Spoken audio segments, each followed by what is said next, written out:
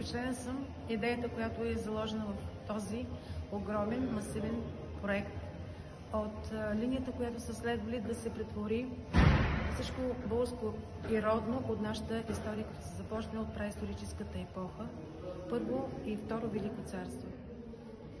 Впечатли ме, освен идейния проект и замисъл, материалите, от които е изградено, защото материалите не са реплики, те са с качествен каменен материал, който изисква много труд на изработка, на поставяне, и тези сгради, които са на територията на този исторически парк, са едно към едно към истинските реални сгради, които са датирали преди векове. Бих се върнал, защото всяко следващо появяване в мен ще се зароди чувството на патриотизъм, на родолюбие, и следващия път ще видя нови сгради, до оформяне на тези конструкции, които в момента са в процес на изграждане. Какво би казала на твоите близки и познати сега, като се прибереш? Ще им кажа: заповядайте, посетете го.